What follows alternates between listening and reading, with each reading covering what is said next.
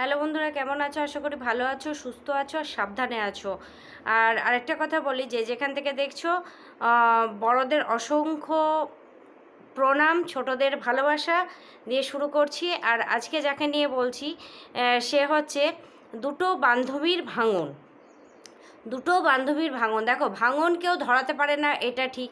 কিন্তু আবার যে ভাঙন ফুসমন্তরে দুটো কি চারটে সংসার ভেঙে যায়, এটাও ঠিক। একটু আগে ভিডিওটা দেখলাম দালালের। মন্দিরা আর তোমার রিয়াঙ্কাকে নিয়ে যে একটা শাড়ি শাড়ি নিয়ে উঠেছে, বাপরে শাড়ি! এই শাড়ি যদি মন্দিরা না দিত তাহলে হয়তো ঠিক ছিল, বা রিয়াঙ্কা যদি মন্দিরাকে না ফেরত দিত, এখন রিয়াঙ্কা বুঝতে পারছে শাড়িটা যদি আমি আলমারির কোণে ফেলে রাখতাম তাহলে হয়তো খুব ভালো ছিল। মানে অনেকে থাকে না যে পছন্দ না হলেও ঠিক আছে, বলি যে ঠিক আছে, কিন্তু পছন্দ না হলে কি করে আমরা একটা সাইডে রেখে দিই, কিন্তু সেটা করাটাই মনে হয় ভালো ছিল। এখন রিয়াঙ্কা ভাবছে, এই রিয়াঙ্কা শাড়িটা দিয়েছে, এটা নিয়ে দ্বন্দ্ব। এখন আমার মনে হচ্ছে কি জানো তো, দালাল যে রিয়াঙ্কার সাথে মন্দিরার যে একটা বন্ধুত্ব, সেটা মেনে নিতে পারছে না। দালাল প্রথম থেকে একটু হিংসুটে টাইপের, প্রচণ্ড হিংসুটে, মানে কেউ তার ভাগ বসাক সেটা কোনো দিনও সে মেনে নিতে পারে না, না পারে পছন্দ করতে। সেই জন্য তো বাবাকে না ছেলেকে পুরো আলাদা করে রেখেছে। মা ছেলের কাছে সব থেকে অমূল্য ধন। কারণ হচ্ছে একটা ছেলে একটা মেয়ে, জামাই এসে মুদিখানা বাজার দিয়ে যায়, জামাই এসে দেখাশোনা করে, মেয়ে এসে দেখাশোনা করে, কিন্তু ছেলে বৌমার দেখাশোনা করতেই ব্যস্ত। কোনো সময় তোমরা কি দেখেছো যে শ্বশুরের কোনো বাজারঘাট করে নিয়ে এসে দিতে? কোনো মানে আগে একটু দেখা তবু যেত, ইদানিং প্রায় 1 বছর হতে চলছে শ্বশুরের যে ওপরে বাজারঘাট নিয়ে এসে দেওয়া বা কোনো কাজকাম করা কোনো সময় কিন্তু দেখা যায় না।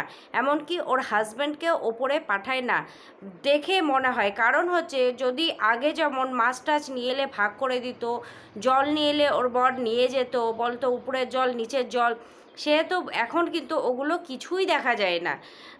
বার আগে একটু চাটা করে দিত, যে শ্বশুরমশাই আছে বিকেলে চাটা উপরে নিয়ে যেত, এখন কিছু দেখা যায় না। সুতরাং প্রচণ্ড হিংসুটে, মানে ও ভাবে যে আমার সভ্যতায় কেড়ে নিবে। তো চলো বন্ধুরা, ইন্ট্রো তো দিয়েছি, যাই হোক, রিয়াঙ্কার যে মানে ভালোবাসা, সেটাও মেনে নিতে পারছে না। এখন শুরু হয়েছে এবার রিয়াঙ্কা আর মন্দিরার ভেতর দ্বন্দ্ব লাগা। কারণ ও যেখানে ঢুকবে ভাই, সেখানে তো ছুঁচ হয়ে ঢুকে ফাল হয়ে বের হবেই।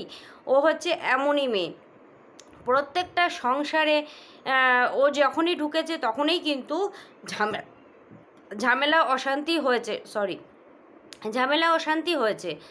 এই যখন তোমার মন্দিরে খেতে ডেকেছিল, বলতে একটা মিউচুয়াল করতে চেয়েছিল, তখন কিন্তু প্রচুর প্রচুর প্রচুর মন্দিরার কমেন্ট বক্সে কমেন্ট এসেছিল যে তুমি কিন্তু কাজটা ঠিক করলে না।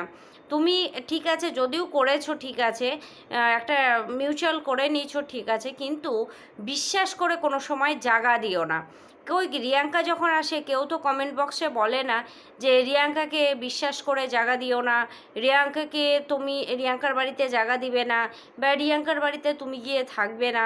কোনো সময় কেউ কি কোনো কমেন্ট বক্সে দেখতে পেয়েছো? কিন্তু এই দালাল যখনই মন্দিরার সঙ্গে দেখাশোনা করতে যায়, প্রত্যেকে কিন্তু মন্দিরাকে সাবধান করে। দালালকে করে না, মন্দিরাকে করে, যে সাবধান, ভালোবাসছো ঠিক আছে কিন্তু সাবধান। এই যে তোমার আরেকটা বলি, রিয়াঙ্কাকে দালাল দেখি ঘুরঘুরি বলে ডাকে। এই জিনিসটা আমি একটু অপছন্দ লাগে। কারণ হচ্ছে, দেখো, মানুষের হাইট কোনো সময় লম্বা, কোনো সময় কোনো মানুষের শর্ট, কোনো মানুষ হেলদি হয়, কোনো জিনিস পাতলা হয়, সেটা নিয়ে যে তাকে বডি শেভিং করাটা ঠিক না। সে হাইটের শর্ট, কিন্তু আমিও তো হাইটের শর্ট, তাই বলে কেউ যদি আমাকে ঘুরঘুরি বলে, আমার কি ভালো লাগবে? নিশ্চয়ই ভালো লাগবে না। তবে ও রিয়াঙ্কা ঠিক আছে, যেমন হচ্ছে ওর হাজব্যান্ড ওর তুলনায় ঠিক আছে। তা যেমন আমাদের হাজব্যান্ড ওয়াইফ অনেকটা লম্বা, আর একটু ডিফারেন্স হয়, আমি বুঝতে পারি।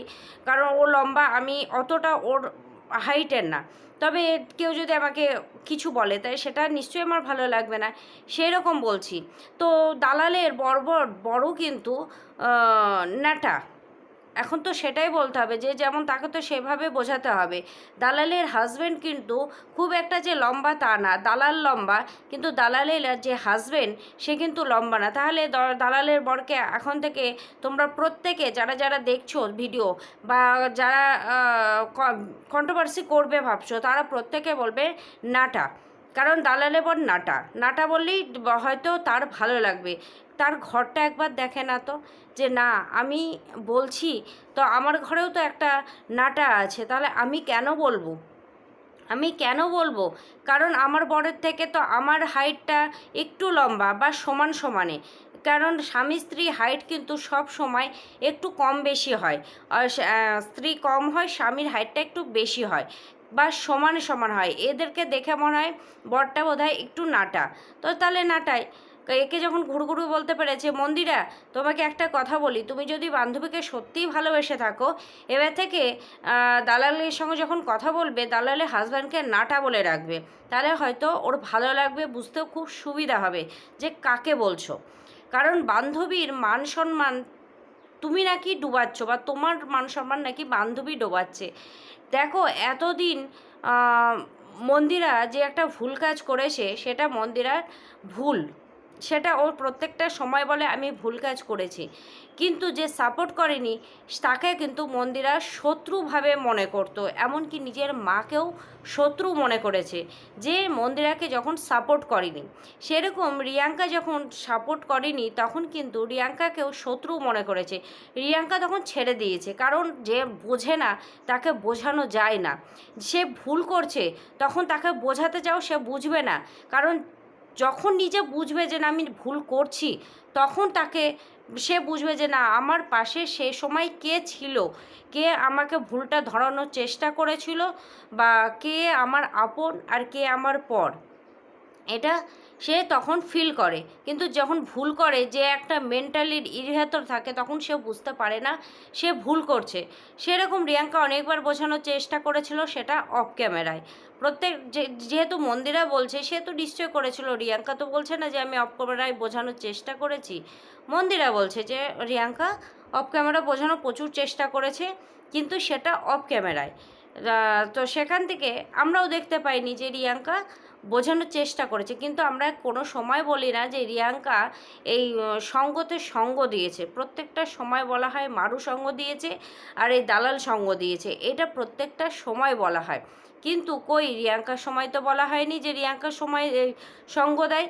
রিয়াঙ্কা এখন ভালো সময়, দুজনের দিব্যি ওর হাজব্যান্ড এর হাজব্যান্ড নিয়ে ঘুরতে বেড়াচ্ছে, খাচ্ছে দাচ্ছে, কোনো অশান্তি নেই, কোনো ভুল বোঝাবুঝি নেই। আর রিয়াঙ্কা জানো তো একটা জিনিস, মানে আমি দেখি না যদিও, তবুও কথাবার্তাতে বোঝা যায় খুব লিমিটে কথা বলে। একটা হয় না যে না ফালতু বকা মানুষ, বা ফালতু গায়ে হেলা মানুষ, বা যতটা রিয়াঙ্কা বা তোমার মৌ, এদেরকে দেখে বোঝা যায় যে এরা খুব লিমিটে কথা বলে আর খুব বুদ্ধি করে কথা বলে, যেখানে সেখানে বেফালতু কথা বলে না। বা যতই কষ্ট থাকুক নিজের মুখটা স্মাইলি রাখে, নিজের কষ্টটা বা নিজেরইটা বুঝতে দেয় না। যখনই মন্দিরা রিয়াঙ্কাদের বাড়ি এসেছে, রিয়াঙ্কা বলেছে যে হয়তো যে দেখ এই শাড়ি আর নিব না, এই নিয়ে ঝামেলা হচ্ছে, আর না হলে তুই ফেরত নিয়ে যা, নাই বাবা আমার যে শাড়ি সেটা দিয়ে যায়, এরকম একটা কিছু হয়তো বলেছে। তখন হয়তো মন্দিরা বলেছে ক্যামেরাটা অন কর, আমি তোর ভিউয়ার্সদের বা আমি তুই যে একসঙ্গে আছি সেখানে আমি ক্লিয়ার করে দিই, এরকম একটা হয়তো ঘটনা ঘটেছে। তখন রিয়াঙ্কা আর দুজনেই বসেছে, বসে দুজন দুজনের কথা বলতে শুরু করেছে। মন্দিরা বলেছে যে আমি একটা কানকাটা, যে আমাকে যতই বলো আমি সহ্য করে নিতে পারি। হ্যাঁ, এটা মন্দিরা নিতে পারে, যেটা যে নিতে পারে সেটা নিতে পারে। আর রিয়াঙ্কা নিতে পারে না, ও কোনো কন্ট্রোভার্সি ভেতরেও যায় না, কন্ট্রোভার্সি ছুঁড়েও দেয় না, কন্ট্রোভার্সি নিতেও পারে না। এটা কিন্তু প্রত্যেকের ক্ষমতার বাইরে থাকে, মানে কেউ নিতে পারে কেউ নিতে পারে না। সেই জন্য কন্ট্রোভার্সি যে কেউ কেউ ছুঁড়ে দেয় সেটা বোঝা যায়। যেমন মন্দিরা কন্ট্রোভার্সি ছুঁড়ে দেয়, ধবলা কন্ট্রোভার্সি কোনো কোনো সময় ছুঁড়ে দেয়, সন্দীপ কোনো কোনো সময় কন্ট্রোভার্সি ছুঁড়ে দেয়। তখন কিন্তু বোঝা যায় যে এরা কন্ট্রোভার্সি চাইছে। নাহলে তো এডিটিং করে কাটার একটা অপশান আছে, তাহলে কাটে না কেন? নিশ্চয় কন্ট্রোভার্সি চাইছে, সেখান থেকে আমরা কিন্তু বুঝতে পারি। তো সে আর এই যে তোমার আর রিয়াঙ্কা কন্ট্রোভার্সি চায় না, সেই জন্য তো সাদামাটা যেমন তার জীবন সেই রকম জীবনই সে দেয়, ঘোরাফেরা, খাওয়া দাওয়া, রান্না, ঘর গোছানো, বাইক কিনছে, এটা করছে ওটা করছে, সে কিন্তু দেয়। আর সবথেকে বড় কথা, সে কোনো কিছুর ভেতরেই থাকে না। যে দালালের সঙ্গে যে মন্দিরা বন্ধুত্ব করলো, যে একটা মিউচুয়াল করলো, সেখানে তো রিয়াঙ্কার হাজবেন্ড আর রিয়াঙ্কা দুজনে তো বারণ করতে পারতো যে তাহলে তোর সঙ্গে আমি সম্পর্ক রাখবো না, তুই যদি ওর সঙ্গে তোর মিউচুয়াল করে নিস বা অন্য কিছু। যেই দিন দালাল চলে গেছে সন্ধেবেলায় কিন্তু রিয়াঙ্কারা এসেছিল, রিয়াঙ্কারা গল্প গুজব করেছে, বা রিয়াঙ্কাদের বাড়িতেই গিয়েছিল মন্দিরারা। তাহলে তো রিয়াঙ্কা বলে দিতেই পারতো যে না ভাই আমার বাড়ি এসো না, তোমরা নিজেরা ঠিক থাকো, তুমি আমার অপছন্দর মানুষকে তুমি যেহেতু বন্ধুত্ব করেছো, তুমি তোমার মতো থাকো, এরকম বলে দিতে পারতো। কিন্তু দালালকে খাইয়ে দাইয়ে পাঠিয়ে দেওয়ার পরে কিন্তু মন্দিরা রিয়াঙ্কাদের বাড়ি গিয়েছিল, রিয়াঙ্কাদের বাড়ি অনেকক্ষণ বসে আড্ডা গুজব দিয়ে সে সেই দিনটা বোধহয় ছিল যত সম্ভব। তো যাই হোক, সেদিনটা ছিল, মেয়েকে নিয়ে গিয়ে সেদিন ছিল। পরের দিন খাওয়া দাওয়া করে বিকেলবেলায় মন্দিরা বাড়িতে আসে। তাহলে তার যদি এতই মনে কেলো থাকবে, তাহলে তো সেই সময়তেই সোমনাথকে বা মন্দিরাকে তারা হাজব্যান্ড ওয়াইফ বোঝাতে পারতো যে তোমরা কিন্তু আবার ভুল করছো, ছুঁয়ে ফাল বারবার করছে, তবু তোমরা কিন্তু ভুল করছো। এই নিয়ে আবার আমাদেরকে যেহেতু টানে, তোমাদের সাথে কথা বলছি, আবারও আমাদেরকে টানতে পারে, সেহেতু তোমরা ভাই আমাদের থেকে দূরে থাকো, এ কথাটা বলতে পারতো। কিন্তু না, রিয়াঙ্কা বা রিয়াঙ্কার হাজব্যান্ড দুজনাই কিন্তু এই বিষয়ে কোনো কিছুই বলেনি। সুতরাং দুজনের মতো বন্ধুত্ব, দুজনা ঘুরতে যাওয়া, খেতে যাওয়া, মাল তুলছে, ব্যবসা করছে, লাইভ করছে, দুজনের মতো চলছে। এবার এই একটা ভুল হলো শাড়ি নিয়ে। আরে বাবা, বান্ধবীকে বলেছে যে শাড়ি দিয়েছে। মন্দিরার এখানে একটা ভুল হয়েছে বলবো, মন্দিরা যেহেতু রিয়াঙ্কা অফ ক্যামেরায় জিনিসটা করেছে, তুমিও যদি অফ ক্যামেরায় করে ফেলতে এই ঝামেলাটা কিন্তু হতো না। তুমিও চেয়েছিলে যে এটা থেকে কন্ট্রোভার্সি হোক, কারণ তুমি মন্দিরা অনেক দিন থেকেই তুমি ওয়াইটিতে আছো। ওয়াইটি যে কী নিতে পারে, কী নিতে পারে না, কি দিলে দর্শক খাবে, কি দিলে কন্ট্রোভার্সি মানুষরা কন্ট্রোভার্সি করবে, এগুলো তুমি খুব ভালো করে জানো, খুব ভালো করে জানো মন্দিরা। তবে তুমি যদি সত্যি রিয়াঙ্কার এই দিনটা আসতো না, তুমি যদি রিয়াঙ্কাকে মানে চুপে চাপে শাড়িটা দিয়ে দিতে, ওই যে একটু ভিডিও ক্লিপ দিলে যে রিয়াঙ্কার পছন্দ হয়নি, আমি শাড়িটা চেঞ্জ করে এনেছি, রিয়াঙ্কাকে দিতে যাব, এইটুকুর জন্য তোমার এত বড় কিন্তু রিয়াঙ্কার পরে ঝড় উঠেছে, বা তোমার পুরো ভুল বোঝাবুঝি শুরু হয়েছে। তুমি যেটা করছো সেটা কিন্তু ভুল করেছোই। কারণ অফ ক্যামেরায় রিয়াঙ্কা কিন্তু অনেক কিছুই করে, সেটা বোঝাই যাচ্ছে। যেহেতু অফ ক্যামেরায় তোমাকে বুঝিয়েছে, অফ ক্যামেরায় তোমাদের সঙ্গে কথাবার্তা হয়, অফ ক্যামেরায় শাড়িটা দিয়ে গেছে, কিন্তু রিয়াঙ্কাও দেখায়নি যে তোমাকে শাড়িটা দিয়ে গেছে। তাহলে তোমার না দেখালেও চলতো এই জায়গাটায়, তাহলেই কেউ বুঝতে পারতো না, কন্ট্রোভার্সিও হতো না।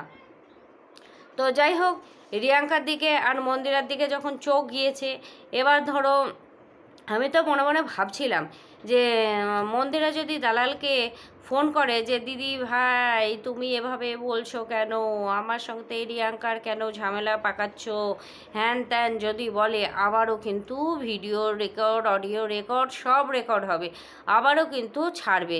আর রিয়াঙ্কার সঙ্গে যদি মন্দিরার ভালো সম্পর্ক থাকে, আমি একটা কথাই বলবো যে থেমে যাও, এবার থেমে যাও, আর কিছু বলতে হবে না, তোমাকেও বলতে হবে না, রিয়াঙ্কাকেও বলতে হবে না, যার যার দরকার সে বলুক, তোমরা থেমে যাও, তোমরা নিজেদের কাজ নিজেরা করতে থাকো। ভাবো একটা ভুল করেছো, সোশ্যাল মিডিয়াতে সব কিছু নিয়ে আসতে হয় না সব সময়, এটাও তোমাদের বোঝা উচিত।